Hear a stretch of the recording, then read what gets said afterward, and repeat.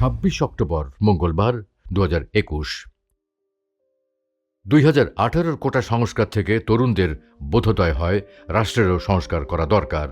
তার প্রেক্ষিতে গণতন্ত্র, ন্যায় বিচার, অধিকার, জাতীয় স্বার্থ এই চারটি মূলনীতি নিয়ে রাজনৈতিক দল হিসেবে আত্মপ্রকাশ করে গণ অধিকার পরিষদ। তবে এই আত্মপ্রকাশের পথটা কি সহজ ছিল? কেমনই বা ছিল এর পেছনের গল্প? 83 সদস্যের আহ্বায়ক কমিটি নিয়ে 2021 সালের 26 অক্টোবর গঠন করা হয় গণ অধিকার পরিষদ। অর্থনীতিবিদ ডক্টর রেজা কিবরিয়া ও ঢাকা বিশ্ববিদ্যালয়ের কেন্দ্রীয় ছাত্র সংসদ ডাকসুর সাবেক ভিপি নুরুল হক নূরের নেতৃত্বে দলটির আত্মপ্রকাশ হয়। আমরা যদি সঠিক থাকে ইয়োতেই পরিবর্তন এনেছে, কেউ কাউকে বের করে দেবেন না, কেউ কার সাথে করবেন না।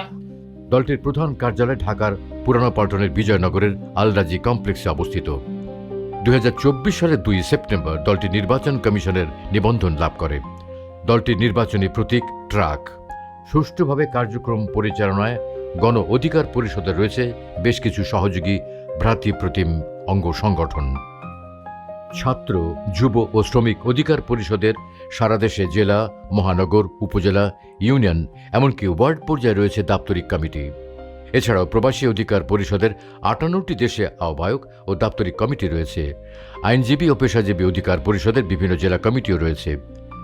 2023 সালে 10 জুলাই কাউন্সিলের মাধ্যমে দলের সভাপতি নির্বাচিত হন নুরুল হক নূর ও সাধারণ সম্পাদক মোহাম্মদ রাশেদ খান, এবং কাউন্সিলের মাধ্যমে দলের উচ্চতর পরিষদের সদস্য হিসেবে 8 জন নির্বাচিত হন। তারা হলেন আবু হানিফ, শাকিলুজ্জামান, হানিফ খান সজীব, শহীদুল ইসলাম ফাহিম, ফাতেমা তসনিম, আব্দুল জাহের, সরকার নূরে এরশাদ সিদ্দিকী, জসিমউদ্দিন আকাশ।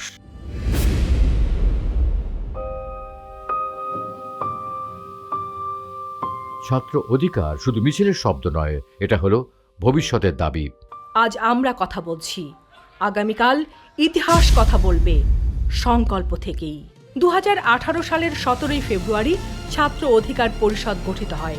ঢাকা বিশ্ববিদ্যালয় থেকে গড়ে ওঠা বারবার কারা নির্যাতিত ছাত্রনেতা বিন ইয়ামিন মোল্লা সভাপতি হিসেবে দায়িত্ব পালন করেছেন। নাজমুল হাসান সাধারণ সম্পাদক হিসেবে দায়িত্ব পালন করছেন।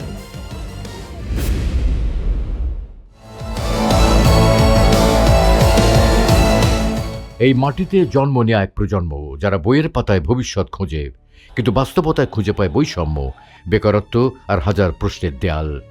তৈরি হয় এক নতুন স্লোগান, তারুণ্যের অঙ্গীকার, দেশ হবে জনতার। 2020 সালে 31 আগস্ট 3টি মূল নীতি, তারুণ্য, অধিকার, সমৃদ্ধি নিয়ে গঠিত হয় বাংলাদেশ যুব অধিকার পরিষদ। কর্মসংস্থানকে মৌলিক অধিকার হিসেবে সাংবিধানিক স্বীকৃতি সহ 7 দফা দাবিতে তারা সংগ্রাম করে যাচ্ছে। বর্তমানে যুব অধিকার পরিষদের নেতৃত্বে রয়েছেন সভাপতি মঞ্জুর মোর্শেদ মামুন, সাধারণ সম্পাদক নাদিম হাসান ও সাংগঠনিক সম্পাদক মুনতাজুল ইসলাম।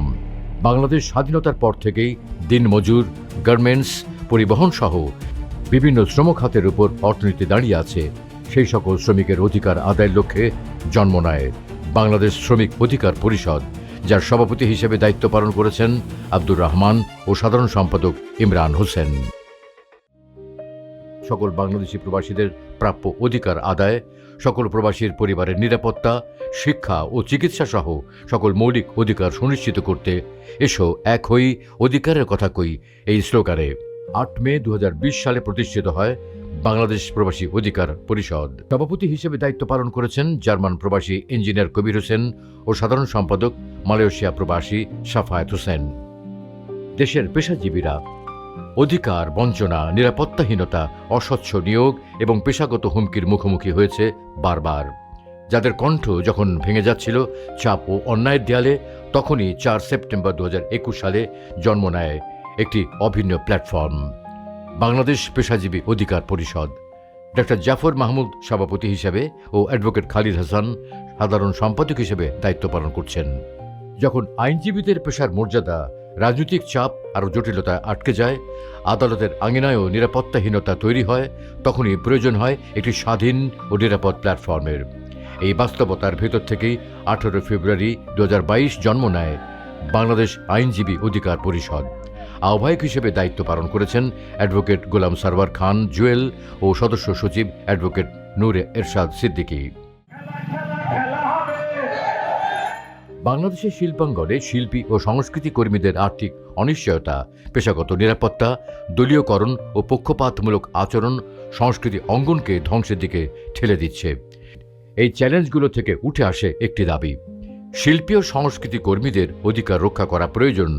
আর এ কারণেই 7 অক্টোবর 2022 সালে গঠিত হয় গণসংস্কৃতি অধিকার পরিষদ। আহ্বায়ক হাসান হাবিব ও সদস্য সচিব রুম্মান মিয়া। 2019 সালের 6 অক্টোবর ভারতীয় আগ্রাসনের বিরুদ্ধে বুয়েট ছাত্র আবরার ফাহাদের লেখালেখিকে কেন্দ্র করে তাকে শেরে বাংলা হলে নির্মমভাবে হত্যা করা হয়।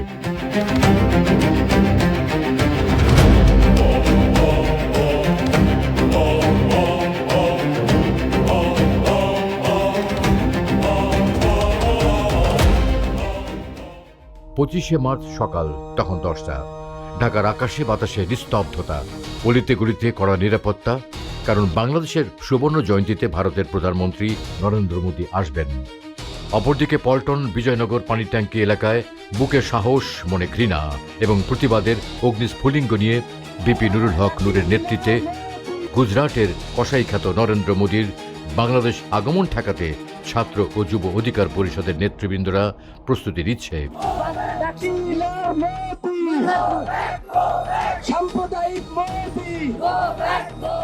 মিছিলটি বিজয়নগর থেকে দৈনিক বাংলা মোড় হয়ে মতিঝিল শাপলা চত্বরে গিয়ে পৌঁছালে ঠিক পেছন দিক থেকে পুলিশ মিছিলে হামলা করে। টিয়ার শেল, রাবার বুলেট ও গুলি করে মিছিলটি পণ্ড করে দেওয়া হয়। মিছিলে অসংখ্য নেতাকর্মী পুলিশের হামলায় আহত হয় এবং ছাত্র, যুব ও শ্রমিক অধিকার পরিষদের 54 জন নেতাকর্মীকে গ্রেপ্তার করা হয়। সেদিন সবচেয়ে ভয়াবহ নির্যাতনের শিকার হন যুবনেতা মুমতাজুল ইসলাম। টিয়ার শেলের গ্যাসে অনেকেই দিশেহারা। ঠিক সেই মুহূর্তে আমরা খেয়াল করলাম যে একজন পুলিশের ভাই আমাদের ছাত্র এবং যুব অধিকার পরিষদের যে বিক্ষোভ মিছিল, সেই বিক্ষোভ মিছিলের ভিতরে রোশানলে পড়ে যায়। তো আমরা কয়েকজন পুলিশ ভাইটাকে আমরা রেস্কিউ করি এবং এই আহত পুলিশটিকে নিয়ে আমরা চেষ্টা করছিলাম যে ধীরে ধীরে পুলিশের কাছে যাওয়ার এবং তাদের কাছে পুলিশ ভাইটিকে পৌঁছে দেওয়া। তাদের কাছে দেওয়া মাত্র আমরা যখন আবার ব্যাক করছি, ঠিক সেই মুহূর্তে পুলিশ আমাকে ধরে ফেলে এবং আমাকে গ্রেপ্তার করে। আমাকে হ্যান্ডকাপ করানোর পূর্ব মুহূর্তে 10 থেকে 12 জন পুলিশ মিলে যেভাবে অমানবিক নির্যাতন করে, সেটা আসলে আপনারা দেখলেও মর্মাহত হবেন। আমাকে 10 থেকে 12 জন টানা 5 থেকে 10 মিনিটের মতন আমাকে নির্যাতন করে। আসসালামু আলাইকুম ওয়া রাহমাতুল্লাহ। সম্মানিত দেশবাসী, আপনারা দেখছেন আমাদেরকে পুলিশ পিকআপ ভ্যানে নিয়ে এসেছে। এই যে আমাদের আরো কিছু ভাই, আমরা বলবো যে আমরা আসলে দেশের বিরুদ্ধে না, ইসলামের বিরুদ্ধে না। গ্রেপ্তার 54 জনকে কাশিমপুর কারাগারে পাঠানো হয়। কারাগারে সাক্ষাতে গেলে ছাত্র অধিকার পরিষদের নেত্রী রোকেয়া জাবেদ মায়া সহ 9 জনকে পুলিশ আটক করে। থানায় ঢোকার পর আমি আমার যে উদ্দেশ্য নিয়ে যাই, আমি সেই বিষয়ে জানতে চাই যে আসাদ ভাই ভিতরে আছে কিনা। আমার গলার মধ্যে ধরে এমন করে একটা ধাক্কা দেয় যে আমি অনেকটা দূরে যে পড়ি।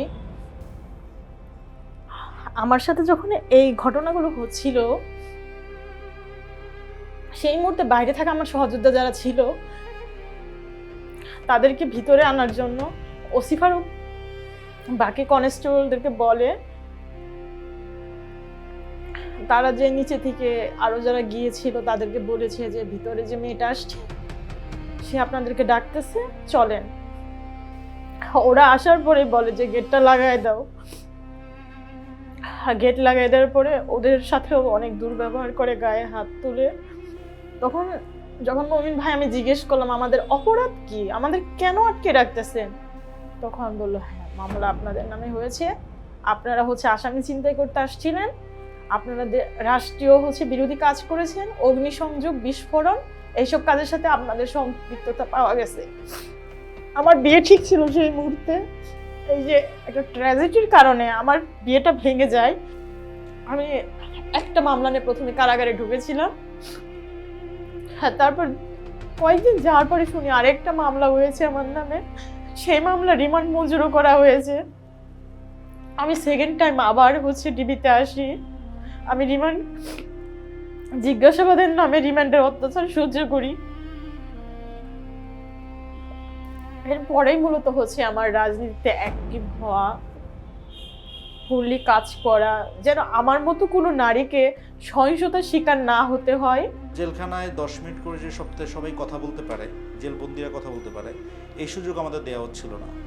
আমার স্ত্রী একা, আমার অবর্তমানে ও কীভাবে সার্ভাইভ করবে, ও আমার বাচ্চাটাকে দুনিয়াতে আনতে পারবে কিনা, আদৌ আমি কখনো বাচ্চার মুখ দেখতে পারবো কিনা।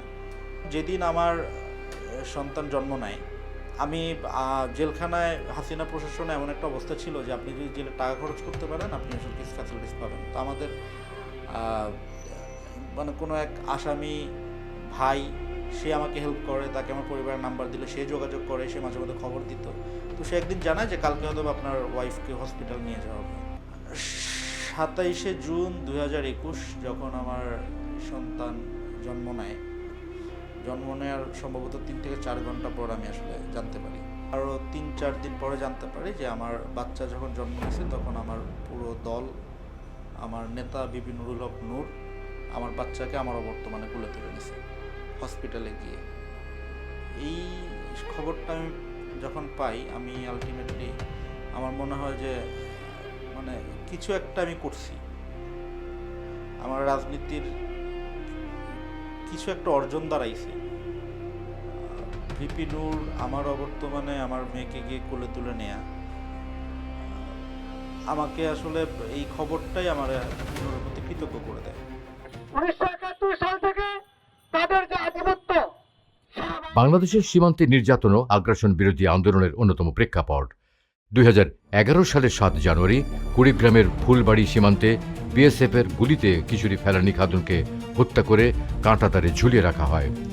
ফেলানী হত্যার বিচার না হওয়ায় বাংলাদেশ যুব অধিকার পরিষদ ভারতীয় হাইকমিশন ঘেরাও করে বিক্ষোভ কর্মসূচি ও পথনাটক করে।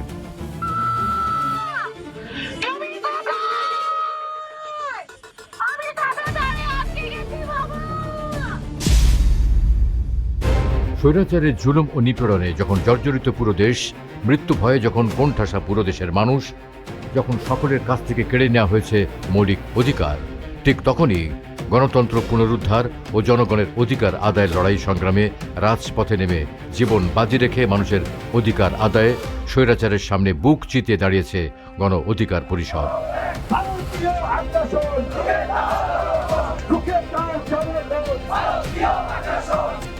জনগণ